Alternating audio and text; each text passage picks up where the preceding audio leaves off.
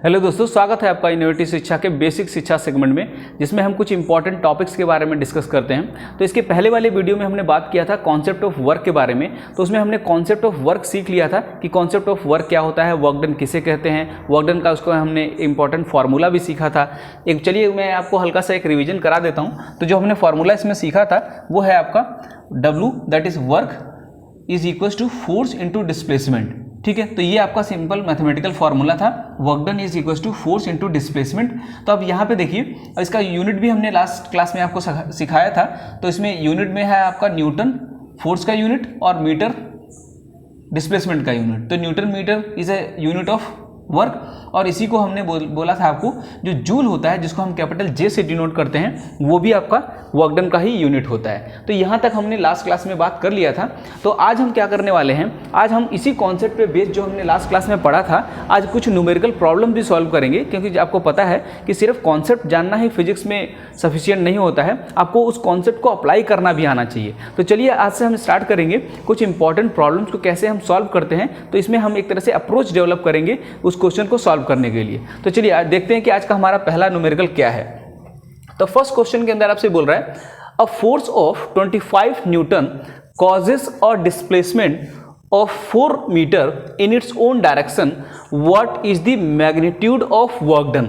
तो यहाँ पे पहले हमको करना क्या है, पहले तो हम ये देखेंगे कि इसमें कौन कौन सी क्वांटिटीज जो है क्वेश्चन के अंदर दी गई हैं। फिर उसके बाद से देखेंगे कि क्या आपसे पूछ रहा है, उसके बाद हम फॉर्मूले पे जाएंगे। डायरेक्टली आपको फॉर्मूले पे जंप नहीं करना है। तो चलिए देखते हैं इसमें कौन कौन सी क्वांटिटी गिवन है। तो पहला तो आपसे बोल रहा है अ फोर्स ऑफ 25 न्यूटन। इसका मतलब कि क्या गिवन है, हमको फोर्स दे रखा है और फोर्स की वैल्यू कितनी है, 25 न्यूटन।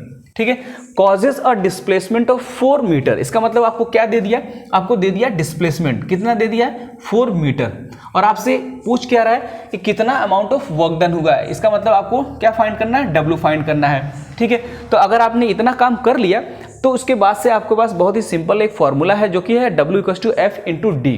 इस फॉर्मूले को आप अप्लाई कीजिए, बहुत आसानी से आपको आंसर मिल जाएगा। तो चलिए सॉल्व करते हैं। तो आपका फॉर्मूला है W = F × D।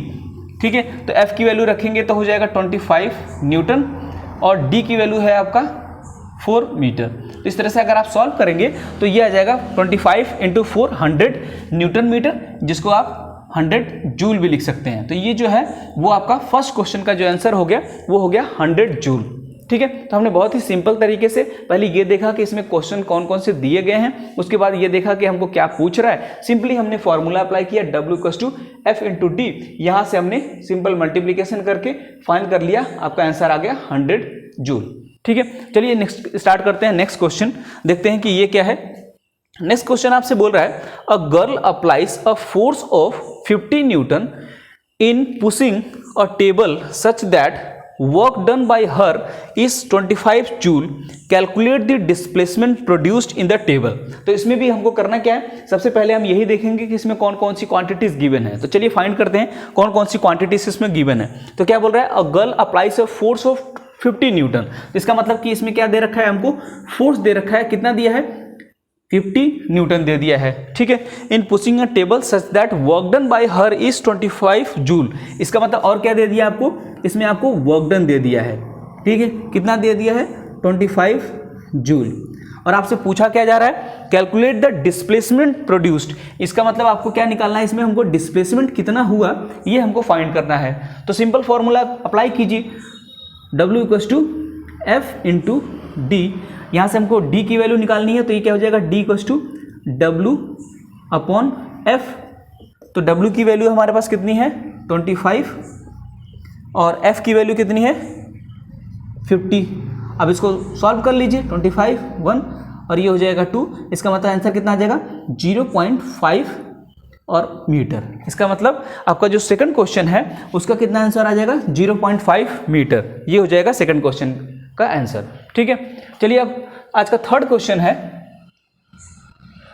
Third question आपसे ये बोल रहा है, calculate the amount of work done when a force of 100 Newton displaces a body through 50 centimetre in its own direction. ठीक है, तो इसमें भी थोड़ा सा आपको ध्यान देना पड़ेगा। क्या ध्यान देना पड़ेगा, अभी मैं आपको बताता हूं।